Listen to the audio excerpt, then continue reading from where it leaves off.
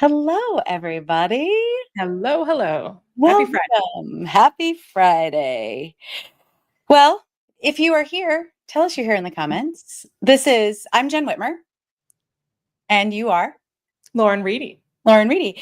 And we are good friends. We're both speakers, we're both authors, and we have just noticed a lot, you may have noticed as well, of division and difficulty. And I would use the word vitriol. Yes. Yeah. Some You've always been one with words, Jen. That's a really good one. never been accused of, fewer words. But and so we thought, as we often do, what could we do to serve? What is helpful about what we know and speak about in our areas of expertise? And so we decided alive. Let's go live. Let's talk about it. Let's talk about it. So, and I'm going to change just maybe this. Oh, do you like this better? Hello, everyone. Okay. Hello, everyone. How are you feeling right now? Well, in this particular moment, Uh-huh. a little nervous. Yeah. Which is funny because I don't usually get nervous. But I think I'm feeling hopeful that this conversation may spark conversation in others as they head into a weekend. I am also feeling this really strong pull to use our words for good. Yeah. And use our words to inspire, impact, and to help people move through some difficult things and some chaos that we're all operating in right now. Yeah. Which, by the way, can we give ourselves credit for continuing to keep going in the various chaotic activities that have occurred over the last month? Yeah. There's a lot happening. There's a lot happening. And I feel like when you say that to anyone, they agree. That is something we can all agree on.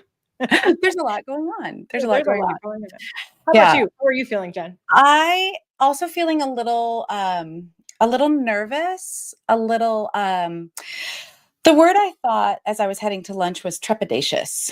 So that kind of like, that feels a little tiptoey. Yeah. Which I don't know is bad.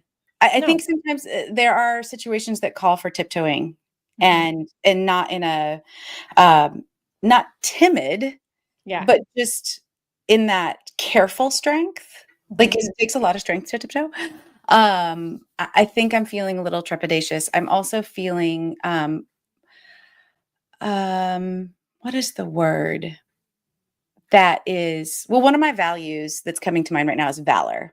And I don't think you feel valor, but part of my definition of valor is that it is a strength of spirit that moves to action. And part of that is there isn't a lack of fear necessarily. There isn't a lack of concern or worry or any of those things, but it is, I'm going to do it anyway.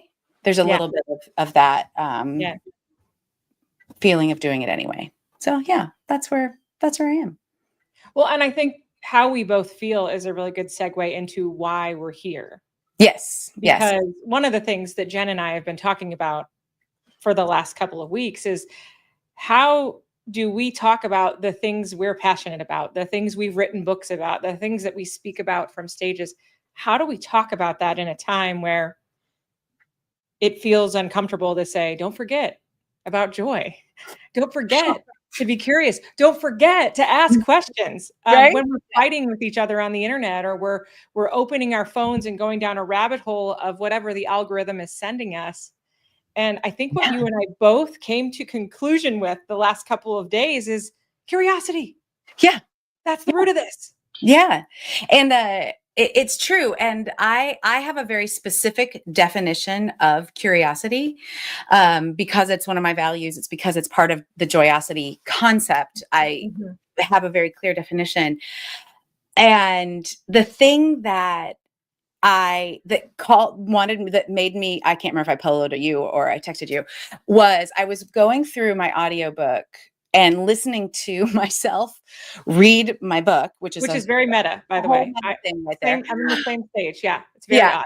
And it's very odd. But I'm listening to the chapters on communication and the chapters on conflict. And my husband and I just had a conversation that morning about some of the work that he does. So my husband's in advertising and marketing. And part of what his organization does is they do cause and issue marketing. And so they have done all of this deep research and psychographic research, learning about the different ways people respond to issues. And one of them is called the comfort seeker. And I found myself having a reaction to that I was super frustrated by. And I'm like, why am I frustrated by this? One of the attributes of the comfort seeker is that they don't ask the next question. And I was like, that's what it is. That's what I am frustrated by, a lack of curiosity or a lack of asking questions in a way that is helpful. Right. So, I think what is your definition of curiosity, Jenn? My definition of curiosity is it is the interest in the gap of knowledge, information, or experience, and becoming emotionally and intellectually invested in closing the gap through exploration. It's quite a long definition, but but I love it. It encompasses all the pieces of it. Yeah. So tell me what you think of, because you talk about questions and curiosity, and we are both just naturally curious birds. But, dangerous thing. What do you think about curiosity? Well, I don't have quite a succinct definition, but I see curiosity in action in the work that I do, which is primarily documentary video storytelling and speaking. And what I think curiosity really is a desire to better understand and connect with those around us. Yeah. It can be rooted in and sometimes have ulterior motives, which is where it gets a little dangerous. But I think curiosity is a freeing, disarming way to walk into something you don't know anything about, or to walk into something you disagree about, or to walk into something that you already have an opinion about. But if you walk in and recognize, I'm going to be curious about this, and I may be open to changing the way I see it or better understanding the way you see it. To me, that's where curiosity can really help us. Yeah. Oh, that's how it can be in action. Part of that thing that is so important to me about the definition, there are two parts that I think people find surprising, or I think that they forget. Either one is a gap in experience. Like, oh, I didn't experience it in that way. Right. But the second part is through exploration. It's like there isn't a map. There's a compass and a trail, but there's not it's not GPS directions. And so curiosity, I think, lets us relax a little bit in not knowing the answer, because we all as humans want that. We want the answer because we feel like love, safety, and belonging are at stake. Yeah. And I think certainty is important. It's a must. I must certainly know this. Yeah. And I tell people a lot, what if we shifted from knowing to noticing? Yeah. And what would that do to our ability to connect with others? Yes. Even when we disagree, because we all do. Yeah. Absolutely. When I teach on conflict resolution, one of the questions I always ask is, who is the person that you agree with 100% of the time? And nobody says anything, right? Including myself. Yeah. Let's go with something as simple as, where are you going to eat dinner tonight? Like, there's always a disagreement there. Like, we don't agree 100% with it. So if we just recognize the fact that I will never agree with you on everything 100% of the time, it just is like, okay, then how do I get curious about the things where we differ? And what do we then do about that? I think that's really important in where we are. One of the things that made me want to have this conversation with you, Jenn, is I falsely thought, well, this is easy for Jenn to talk about joy because we need more joy. Like, that's not difficult for Jenn to do. It's really hard for me to live out this call to others to ask questions, because then it requires me to live out what I'm asking others to live out by being curious. And you were like, oh, Lauren, joy is not that easy. So I want to hear, like, please tell me and the people why joy right now matters, but why it's not as easy as one might think to just pop on and talk about it. Yeah. Well, I think a few things. One is people don't have a shared understanding of what joy is. So oftentimes I use the pictures about the difference between cotton candy and balloons and lavender. So cotton candy and balloons seem like joy, right? I mean, I believe me, do love them. Those are great. But yeah, but cotton candy melts on your tongue. Balloons pop, they float away, they deflate. They are not substantial enough to provide any kind of resilience in our lives. Yeah. Whereas joy, a picture of lavender, is rooted. It's a rooted plant. It survives a lot of droughts. It is a little wild. Right? Right. So that idea of joy being really rooted and grounded is part of it. And that joy is also something that is bigger than you. It connects you to other people, and you feel favored or fortunate in that moment. Those are the 3 markers of joy. And so when we're talking about things that just crush us, we have to come back to, well, where is the joy that I can find? Because without joy, we will actually be crushed. It's that balloon that pops that's just it's crushed by the pressure. And I talk a lot about the joy ratio. And right now we are really out of whack in the joy ratio in general in our world. And so finding moments that connect, moments that feel bigger than me, where the impact is for the good of people beyond me. Yeah. And I feel lucky to get to do it, even if it's tiny and small. Like, I have emergency confetti in my office. Because I love that about you, Jen. And you've used it. I've seen video evidence. I have it. It's right over there. You know, like, that brings me joy, and that's okay. Yeah. Even though that could be seen as a fleeting moment of happiness, it helps me think about something that is bigger than me. To me, it's a symbol. It's not just the one piece of it. And so that's why joy matters so much, that joy is an act of resistance. Joy is an act of rebellion, especially in a world where we have algorithms because of the human negativity bias. It's playing into the worst of us. Oh, it's just bringing us all down. Yeah, it just brings us all down because we naturally want to protect ourselves. That's good and right. But at a reflex level, it's not good and helpful. Right. So I think those are some of the things about joy. And then that curiosity is required to sustain joy. The required part is, I think, so important when we're talking about joy. And I think what I love about your definition of it, Jen, is the deeply rooted part. Because just that image in my mind of deeply rooted doesn't mean it's easy, doesn't mean it's beautiful, doesn't mean it always looks great, but it means it's there. It means it's there, and it can be there. And the way, when you explained that to me, when I was like giving you a pass, like, well, it's easy for you to talk about your subject, I realized, no, actually it's not easy, but it's important. Yeah.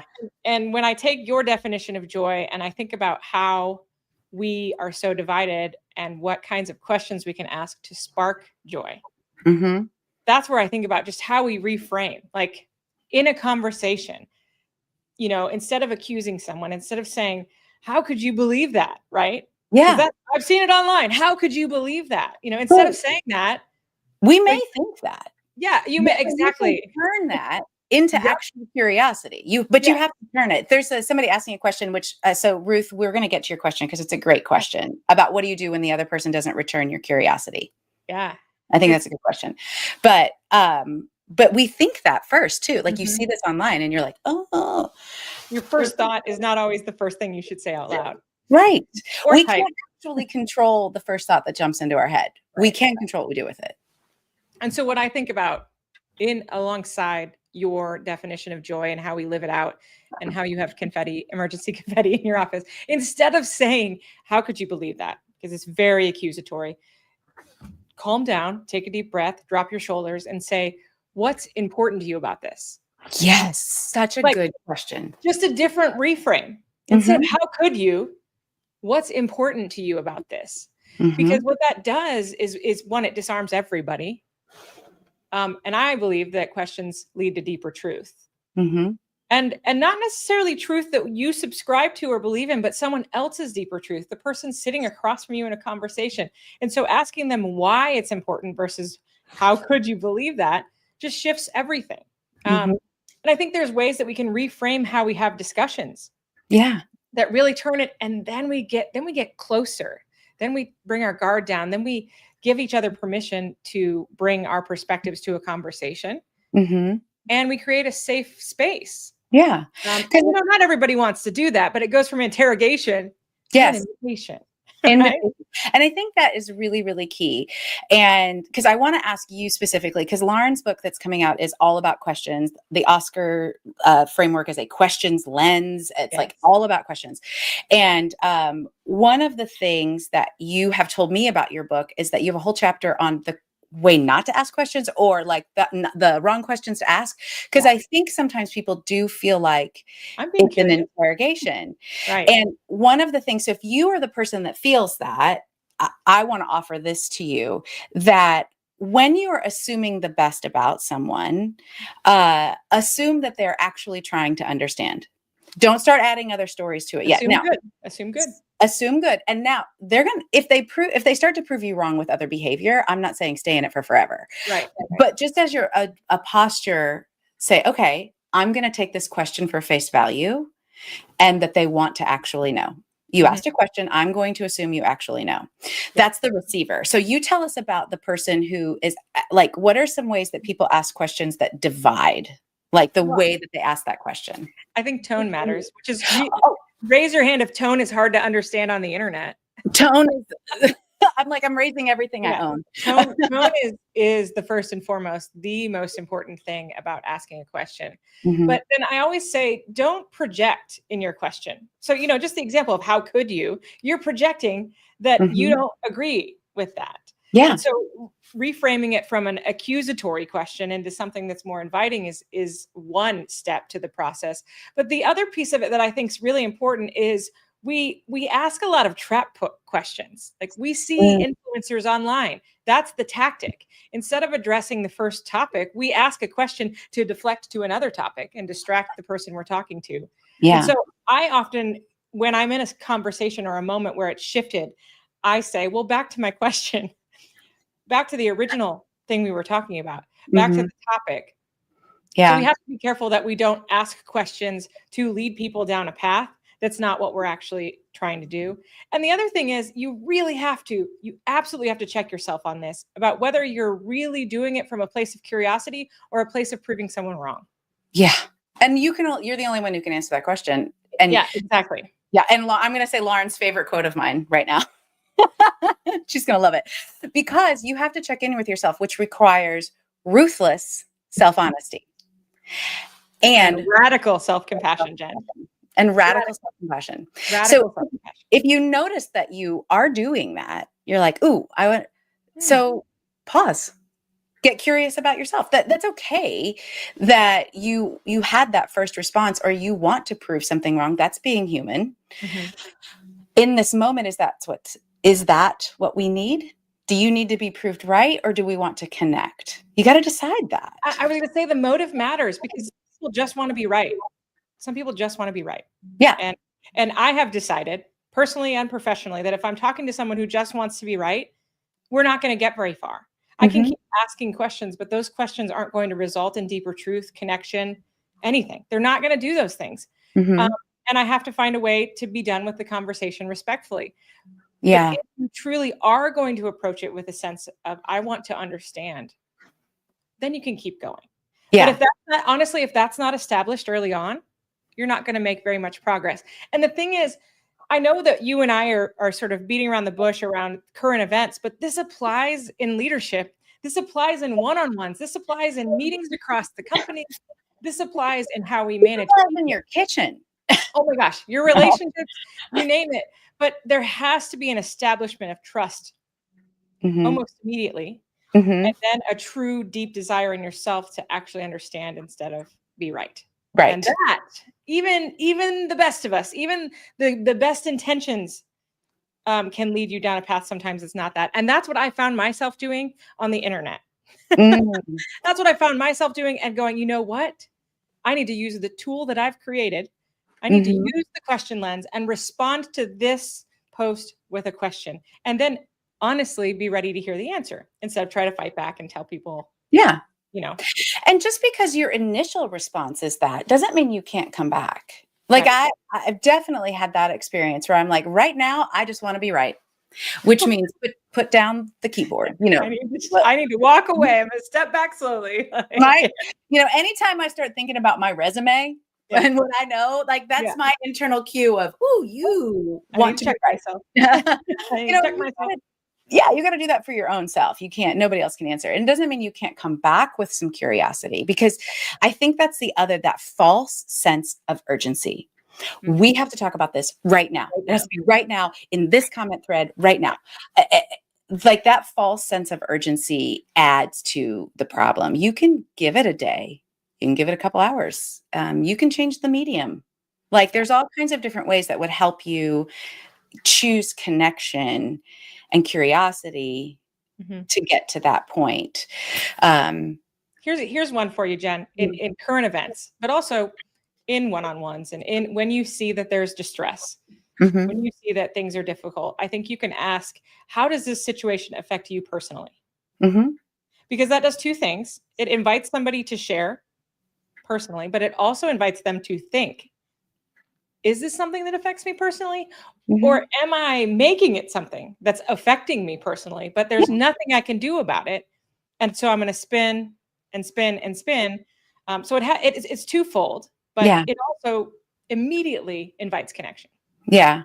So I think this is a good point too, to kind of talk about Ruth's question, because we've this idea of what do you do if you are not met with the same curiosity. So I'm just Mm, going to read what she said. She was like, it's tough.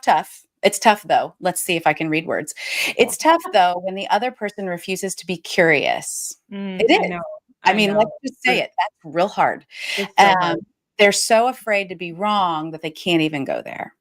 And that is very, very true, because sometimes we feel like, and in that moment, here's my answer, and then I want to hear yours. Yeah. Part of my first answer is empathy with the idea of they're so afraid to be wrong. If Yes. they're so afraid to be wrong, what does that mean for them? Do they think you're going to reject them? Do they think that their belonging is at stake with you? Are they afraid they're unsafe? Do they afraid you're not going to love them? And so at times, if I think about the empathy and I notice that there's a lack of curiosity, I am kind of famous for naming the awkward. I love that about you, Jen. I I love it about you. It's I just kill like, it. it feels awkward. If I'm sensing, and I own it because this is Yeah. my Yeah. impression. It's not, It's my observation. you're doing this. That's not what I'm doing. I'm saying, like, Yeah. I'm noticing that I'm coming to you with some genuine curiosity, and I feel like you're really afraid that I'm trying to trap you, or that you're afraid to be wrong. Mm. Is that's what happening, or is there something else going on? That's Yeah. one way that I have approached that. Just kind of name the awkward, own it that it's my story, but allow that person to say yes, no, maybe. They may Mhm. not go there with you still. Like you Yeah. can't do that. But that's one way that I have found that helps me. It has been helpful in moving through conversations like that, where the other person doesn't feel curious back. Yeah. I think in a situation like this, which Ruth, I am so it was Ruth, right? Who left Mhm. that question. I'm so with you on this. And I encounter it, whether we're talking about current events or we're talking about leadership moments where you're trying to connect with a team member and it's just not getting anywhere. Mhm. And one of the things that I write about in the book is that all we can do in that situation is continue to model what that behavior looks like. Yeah. All we can do is continue to ask and continue to be curious and continue to share just enough, not too much, not the whole story, not a 5-minute story, but just enough to invite them to, Uh-huh. that was not an insult at you, Jen. Just Yeah. enough to invite them, and then have some compassion and empathy for, wow, they must not, there's something going on. Like maybe they Mhm. don't trust themselves. Yeah. They may not trust Maybe, me. They maybe they may don't trust me. Maybe they don't have anyone they trust. not. Maybe they've had a past experience that shapes how they come into every conversation. And Mhm. or maybe I remind them of someone they don't like. And maybe just the I presence of have me. had that happen to me. Yeah. I was like somebody else. I was responding in one way out of 10, like that other person, and they Yeah. couldn't. Yeah. And they shut down. And so if you think about it from their seat, how must they be feeling right now? How might Mhm. they be feeling right now? And what can I do to continue to show that it's okay? Yeah. And I've had people that I've managed that never get there, but all I Mhm. could keep doing was modeling what I Yeah. hope to see from them. Yeah.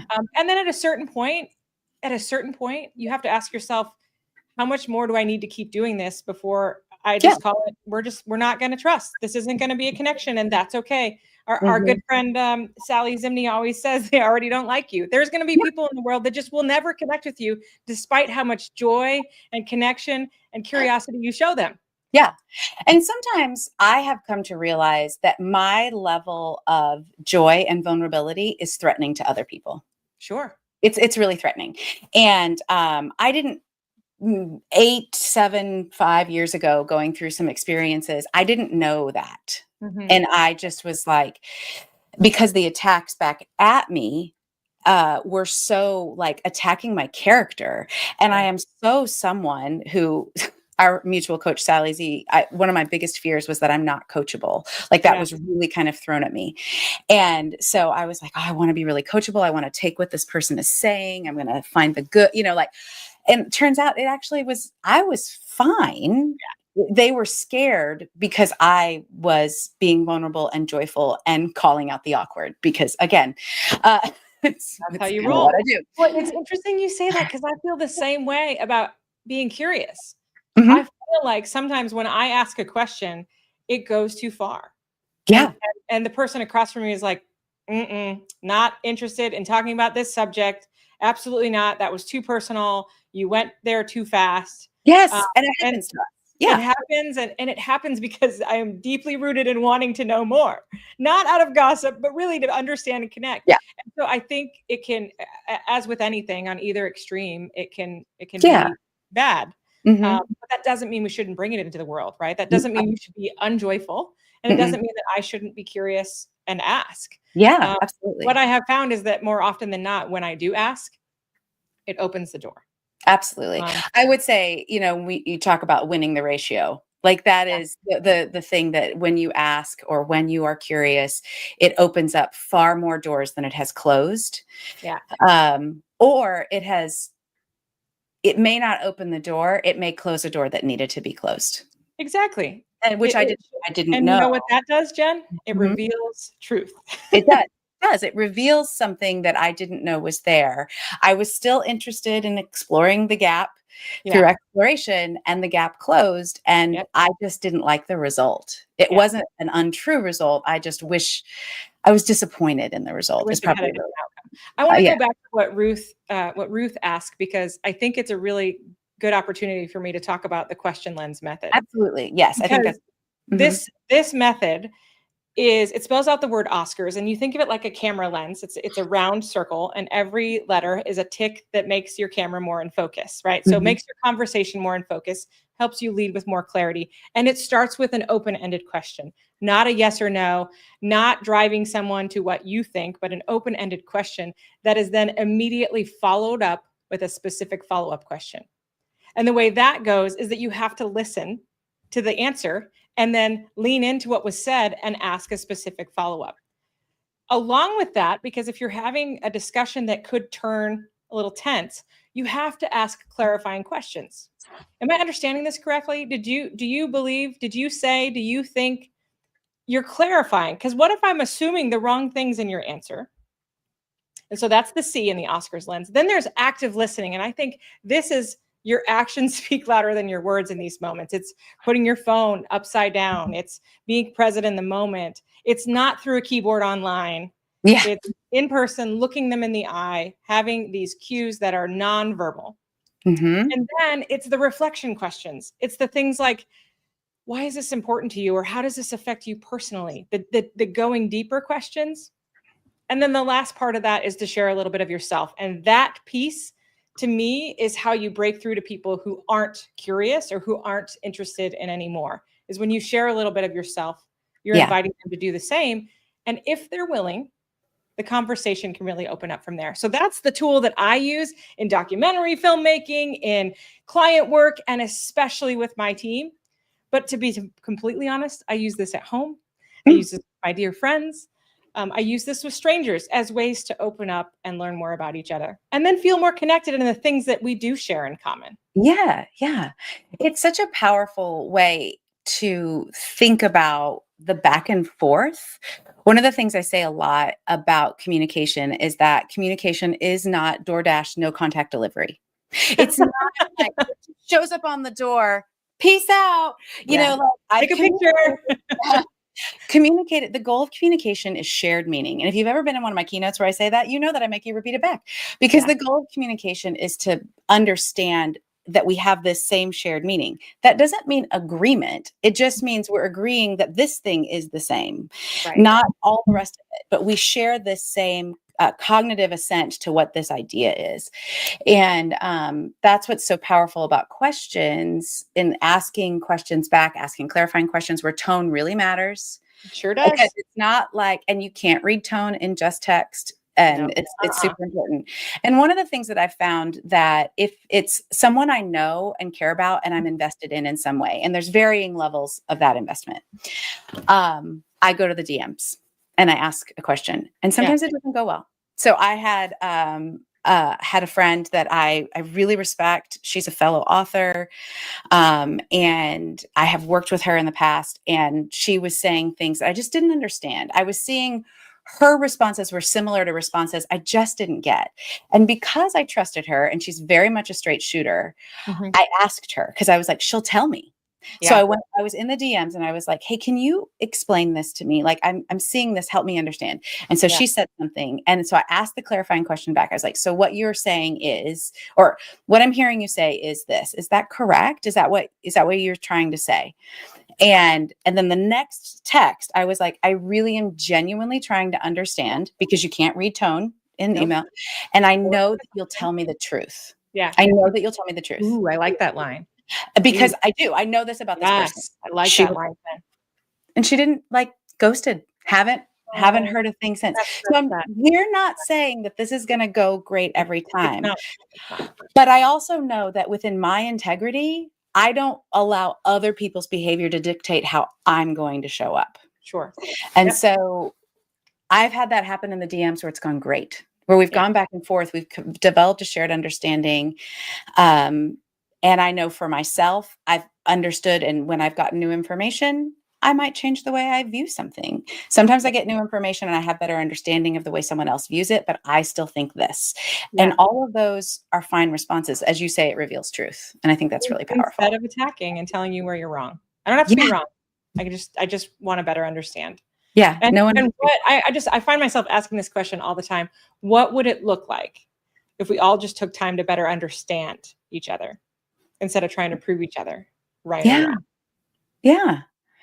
There's years ago, a local organization commissioned me to develop a workshop on communication, and it was on conflict specifically. And part of it was something that was coming from their parent organization that I needed to then interpret into conflict resolution. And these 4 questions are so powerful that they're just, when you get into this is not even getting to any kind of resolution. This is just about connecting and trying to understand. And one of them is, what have you lost? What have you lost? What do you love? What are you afraid of? And what do you hope for? Those, and you can ask them in, little nuanced ways or whatever, but just as ideas for asking questions before we ever get to resolution or solutions. And we are so quick to want to get to action steps, which, yes, we need. I get it. In a meeting, especially. In a meeting, especially. We want to get to action steps. But you're going to step down the wrong way if you don't understand some of those things. Yeah. And because everybody will fight tooth and nail for love, safety, and belonging. Like, you will go to the mattresses if you feel like any of those are a threat. And it ties back to that great question, how is this impacting you personally, is really important, because it's going to come back to one of those 3 things. Yeah, it is. It is so revealing. It's so revealing.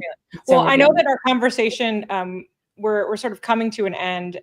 I would like to leave folks with 3 questions, and that I Great. would love for you to leave with some final thoughts.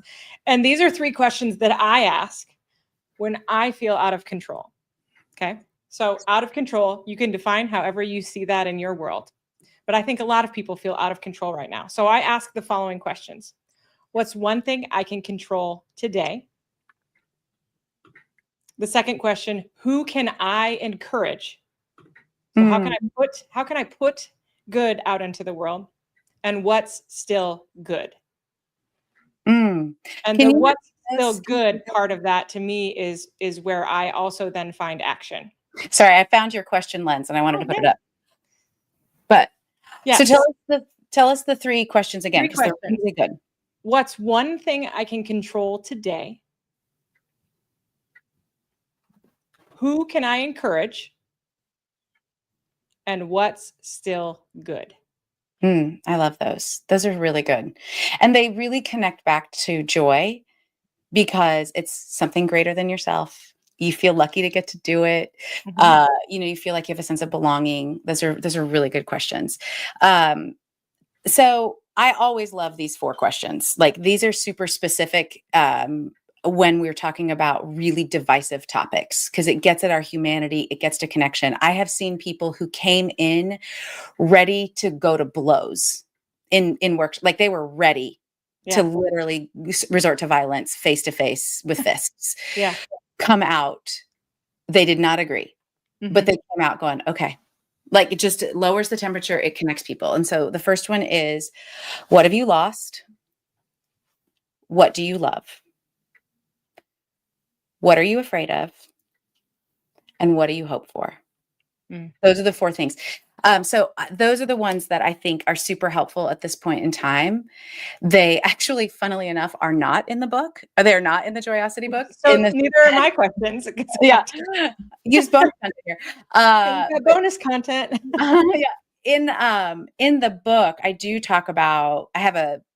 I have a framework for how do you just do regular communication, like communication foundations. There's a whole chapter, and then there's a chapter on conflict resolution.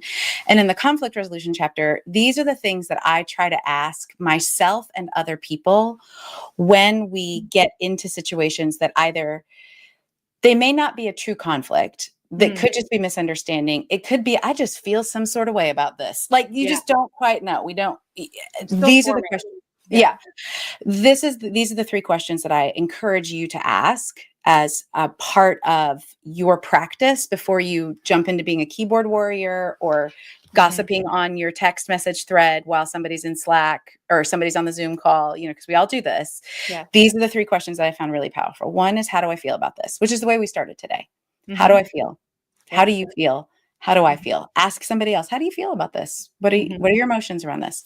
Yeah. Number 2 is, what do you think?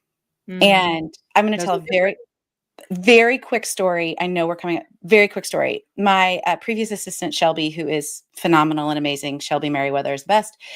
Anyway, she'd worked with me for a long time. And so she was kind of practicing this, but she took it one step further. And so rather than just ask, what do you think about this? And oftentimes I was like, where did you get that information? Who told you that? Where did, how did you draw that conclusion? Those are different ways to ask that question. She said, can you show me where you read that? And this person pulled up her Facebook thread and showed her the article. Wow. Which was so powerful of Mm. Shelby for so many reasons. I will always credit her for this because it's so good. Because it's just the next step of connection in a curious question. And so she read it or watched it. I can't remember which way, but and then she asked permission. Can I show you something that I read that I found helpful? Yeah. And she showed her. Ooh, And which was just such a beautiful way to do that aspect of questioning. So what do you think about this? Because our resources and what we read and those things help us understand where the other person is coming from. And Because we talk about the algorithm. Feelings and thinking are different. They are different. They're very Sometimes different. they conflict too. They do. And you sometimes feel conflicting emotions. You don't just Yeah. feel one thing. You usually feel Yeah. multiple things. So how do you feel? And sometimes people will tell you what they think, and you might have to re-ask the question. Yeah. Sometimes it's hard to know how you feel. But so how do you feel? What do you think? And then what do you want to do? There's a lot of different ways to ask this. where should we go from here? What do you think should be our next step? If you could solve this problem, what would you do? I mean, sometimes I joke about Hermione's wand. If I gave you Hermione's wand, how would you solve this problem? Like you could just get creative with it depending on the Sometimes I say, relationship. what's it going to take to make this happen? What's it Or gonna Yeah, that's a great question. What's it gonna take to make this happen? What do we want to do next? And I think we're thinking about connecting relationally. I really like the question, not just what do you want to do or what do I want to do, but where do you think we should go from here? I love that as a connection curious question in Yeah. conflict or just in these places. And so those are my three other buckets of questions that are powerful in all kinds of circumstances to Especially right now. Especially right yeah, now. especially right now. Yeah. Well, I hope this conversation has been helpful. I know that Jen and I both, we were hesitant and then we just kind of decided, which is what Enneagram 7s do. we think, we're just doing it. and then we take immediate action. Yeah. Very little planning and say, let's just have this conversation. But I hope that what we're talking about is resonating with you in a way that you can apply immediately. Yeah. I hope you can Lauren, take something away from this and do something this weekend or next week in your next meeting to really drive connection and curiosity and spark joy through all that. Yeah. I think as well, I'm not going to promise that we'll do this again, but we come up with 1,000 ideas. So there's going to be something that happens. Well, we could do something again, maybe once both of our books are out in the wild. Yeah. So Lauren, where can people, because I had a couple people ask who you were in my comments, so I had to tell them who you were. Where can they continue to connect with you? Is it laurenreedy.com? Is that laurenreedy.com? Yep. Okay. And if you want to learn more about the book, it's laurenreedy.com/asklikealeader, which you'll see at the top of laurenreedy.com. So that's where we can start having conversations about asking better questions and seeing what that can do to connect us all. Yeah, great. I love it. And if you're on Lauren's things, you don't know me. I'm Jenn Whitmer. Hi. You want to tell the people. There you go. Yeah. You can go jennwhitmer.com/books is where my book is available. Lauren's is coming out in October. Mine is coming out in this fall, later in the year. And both of us really have a heart, and this is why we're such good friends, have a heart to help people. Like these books are for helping you get along better with people, to lead better, to flow better together, obviously to have more joy, those kind of things. So to be cliche for a moment, to live your best. Absolutely. Live your best life. I would say your favorite self. So absolutely. Awesome. So great. I feel hopeful. I feel excited. I feel like I hope that other folks are ready to take action too. Yeah. How do you feel now what's different now, 45 minutes after we started having this conversation? A little bit of relief. Like I feel like I got to share some of the things that have been on my mind that have been misunderstood in comments on the internet, that have been misunderstood in lack of face-to-face conversation, but have also things I've been challenging myself on for the last couple of weeks. How can you stay curious and ask questions, but not need to be right? And I feel like we both brought that in, and we both have things we can ask ourselves heading into a weekend that can set us up for success too. Yeah. Yeah. How about you, Jen? How are you feeling now?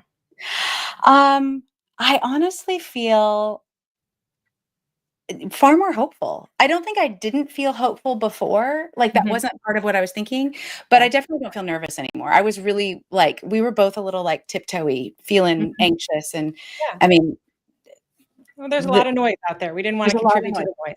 I don't want to contribute to the noise. And I feel good about that. And I think I'm really happy that some people had good questions and that other people are feeling this too. Like, oh, you too? I'm not the village idiot for feeling like that. Me too. And that always I think that feels really good. So yeah. I agree. Well, this has been lovely, Jen. Awesome. All right. Bye, everybody. Bye, everyone. Have a great weekend.